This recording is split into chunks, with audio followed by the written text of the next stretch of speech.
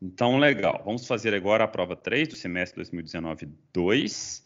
A primeira questão é: escreva uma função recursiva que receba por parâmetro um ponteiro para uma string e a imprime invertida. Se a sua função receber um ponteiro para a string bola, a sua função deve imprimir a lob, que é bola ao contrário, né? Você lê aqui de trás para frente, bola. Sua função não pode usar loops, for, while, etc. E dica, lembre-se de uma propriedade de strings, que eu fico martelando na cabeça de vocês o semestre inteiro, que vetores de caracteres não necessariamente possuem. A sua função deve ter o seguinte protótipo. Então, o que a gente vai fazer? Vamos copiar esse protótipo. Já criei um arquivo .c para a gente começar a desenvolver. Preciso do printf, então já vou colocar o stdio. E a função que eu tenho que implementar é a string invertida.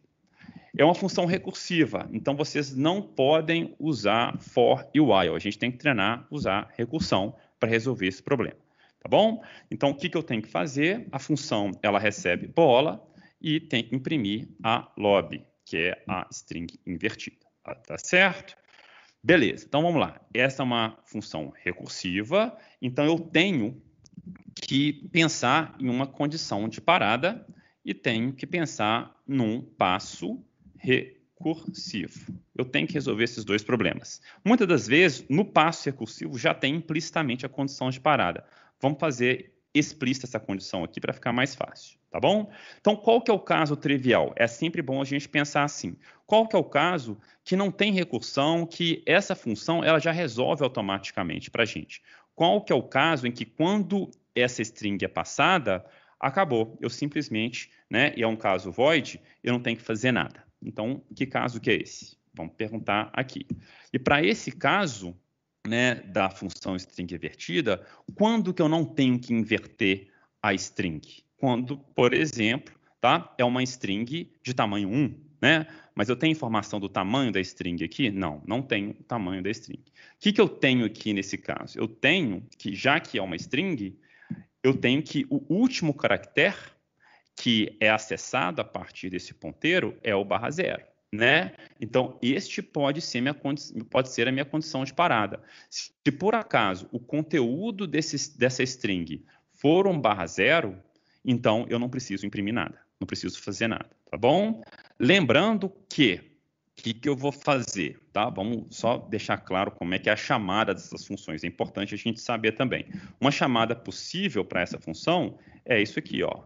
Crio uma string bola, já vai ter o /0 ali no final, e aí eu vou chamar strinv, né, passando str para ela como parâmetro.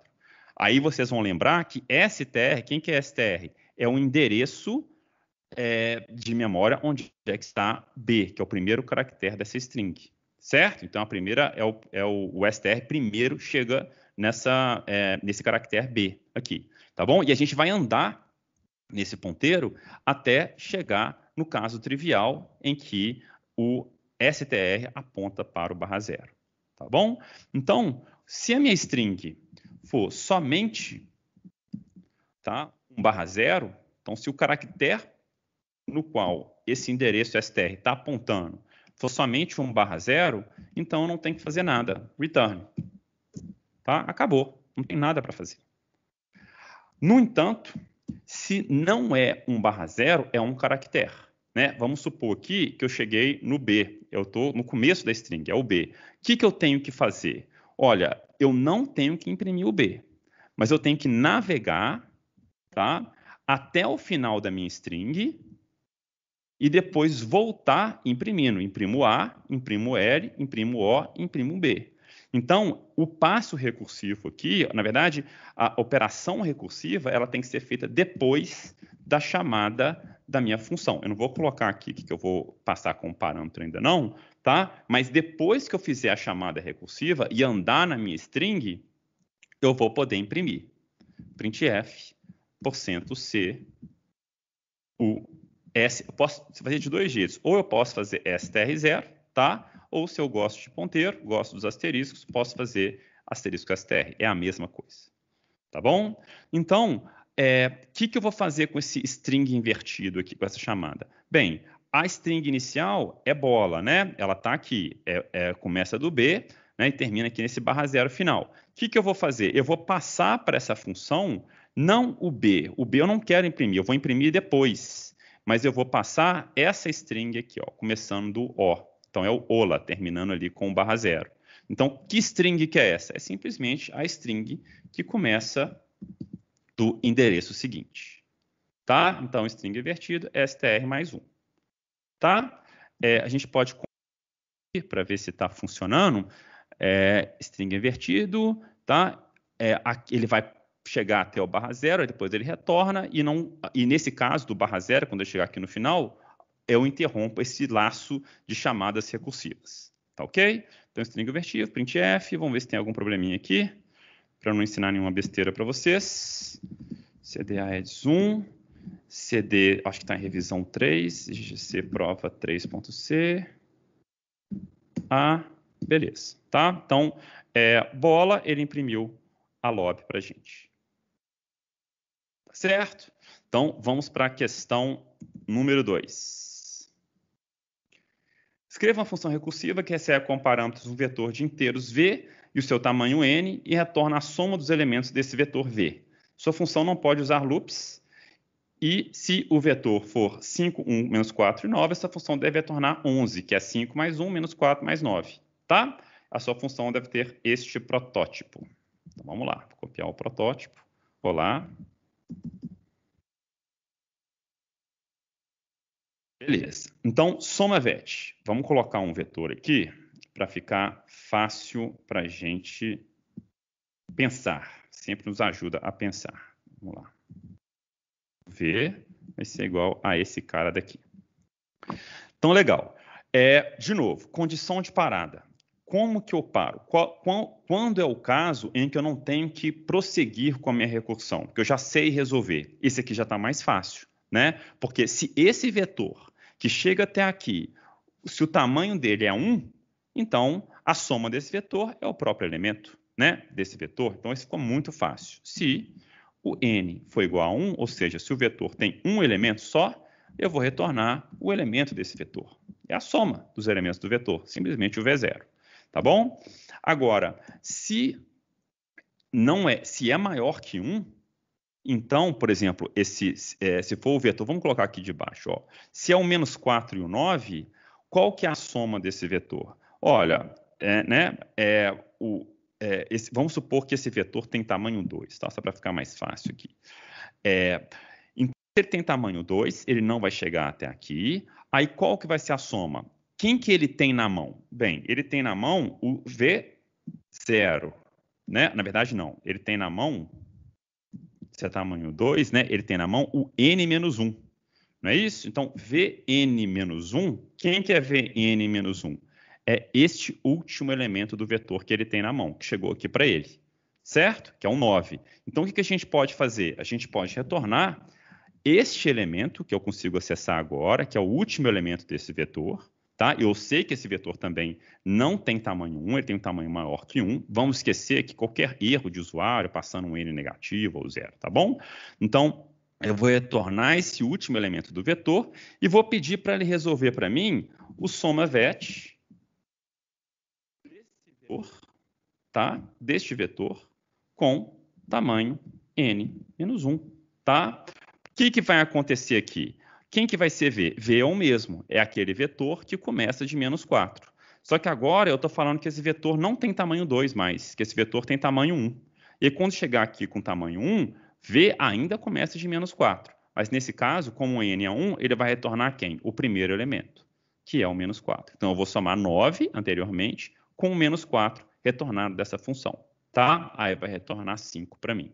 Então, no caso de outros vetores, né, 4, 3, 237, o que vai acontecer? Chegou um vetor de tamanho maior, por exemplo, aqui do tamanho 5, qual que vai ser a primeira coisa que vai ser executada? Não tem tamanho 1, então eu vou retornar V de n-1, que é 9, mais o SomaVet desse vetor daqui. Tá? Note que o vetor é o mesmo. O vetor continua sendo esses 5 elementos, mas eu estou dizendo que é como se fosse um vetor com o tamanho de uma unidade menor. Então, é como se fosse um vetor até o menos 4 só. Tem tamanho 1? Não. Então, quem que é o n? O n eu diminuí, né? O n agora vai ser 4. Então, eu vou retornar o menos 4 mais o soma-vete desse vetor daqui. E depois eu vou retornar o 237 mais o soma-vete desse vetor daqui. E depois eu vou retornar o 3 mais o soma-vete desse vetor. E o desse vetor é simplesmente o V0, que é 4. Tá bom? E aí ele vai somando 4 a esse soma-vete daqui, a esse Vn-1, que era 3, então virou 7. Depois somou 7, que é o resultado desse soma-vete, com 237, que era esse Vn-1 aqui. Depois somou o resultado dessa conta toda com o menos 4, que é esse V aqui. E aí a gente segue. Tá bom? Então a gente pode testar isso aqui também. Vamos ver. Esse aqui é ruim de somar, né? Mas a gente pode fazer um diferente.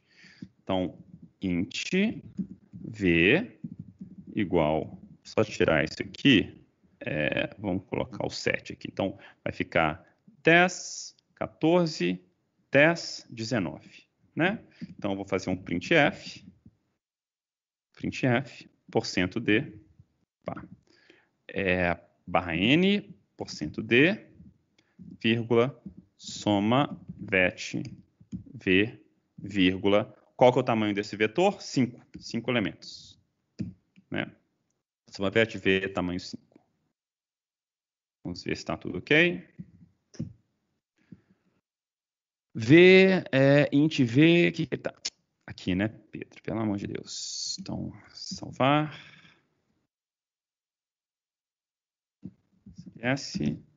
Ó, 19. Ok. Né? 4 mais 3, mais 7, menos 4, mais 9, 19. É a soma retornada pelo soma-vet. Estamos funcionando tranquilamente por enquanto, sem sustos. Vamos fazer a última função recursiva, que parece complicada, mas é moleza também. Vamos lá. Escreva uma função recursiva para desalocar toda a memória ocupada por uma matriz quadrada n por n. A sua função deve receber como parâmetro o ponteiro para a matriz, que obviamente foi alocada dinamicamente. Se fosse uma matriz estática, não tem como desalocar, tá? E também o tamanho n da matriz. É uma matriz n por n. Então, ela é 4 por 4, 3 por 3, 5 por 5, matriz quadrada. Sua função não pode usar loops e deve ter o seguinte protótipo. Vamos lá. Legal. Beleza? Void free matrix. Eu quero desalocar essa matriz. Vamos lembrar o que é uma matriz alocada dinamicamente? Vai ficar muito fácil para a gente resolver isso aqui. Vamos fazer uma matriz 2 por 2. O que é uma matriz 2 por 2? Deixa eu colocar um comentário aqui. Então, M. Quem que é M? M é um vetor, matriz 2 por 2, tá? O M, ele vai ser um vetor, ele vai apontar, né, para um vetor de endereços de memória. Vou chamar aqui F1 e o F8, por exemplo. Tá? Aí, quem que é o F1? Esse endereço de memória é exatamente o M0, tá? Que é igual a um vetor de inteiros, é vetor de inteiro aqui, né? Então, vamos colocar aqui um 0 e 1, tá? E quem que é o F8? É o M1, que aponta para um outro vetor de inteiros, 2, 3, por exemplo. Bom, então, isso é uma matriz na memória. Então, o que eu tenho que fazer para liberar essa matriz? Vamos lá. Primeiro, condição de parada. Eu sempre tenho que começar com isso. Quando que eu não tenho que me preocupar, tá? Neste caso, é um pouco mais complicadinho, né? O que vai definir a condição de parada? Quando que eu não tenho que fazer passo recursivo? Eu tenho que pensar um pouco mais. Por exemplo, será que com n valendo pelo n, tudo indica que sim. Se o n for 1, o que isso significa? Que é uma matriz 1 por 1, né? É uma matriz 1 por 1, é isso que significa? Isso significa. Eu tenho que desalocar? Tenho que desalocar ainda. Então, eu acho que não deve ser por aí, não. Por quê? Porque o que eu quero fazer? Bem, o que eu quero fazer vou ter que desalocar todos os vetores de inteiros, ou seja, todas as linhas dessa matriz, e depois que eu desalocar todas as linhas dessa matriz, aí eu vou desalocar o vetor com esses endereços de memória que estavam apontando para esses vetores. Então, o que eu vou fazer? Eu vou usar o n para desalocar todas as linhas. A última linha é a linha 1, tá? Ou a linha 0. A linha 1 né, com índice 0, ou quando o meu n for 1. Depois, se meu n for 0, quer dizer que eu já desaloquei todas essas linhas da matriz e eu posso desalocar agora o meu vetor de ponteiros para inteiros. Tá? Essa vai ser a minha condição de parada. Vamos lá.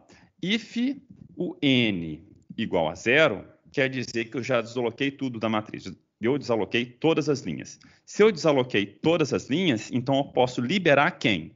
Posso liberar esse vetor aqui, ó, de ponteiros para inteiros. Free m. Tá? E free m, e também não tem mais nada para fazer. Return. Tá bom? Acabou. Não quero fazer mais nada. Tá? Caso o contrário, e como tem o return, nem preciso colocar o else aqui, o que eu vou fazer?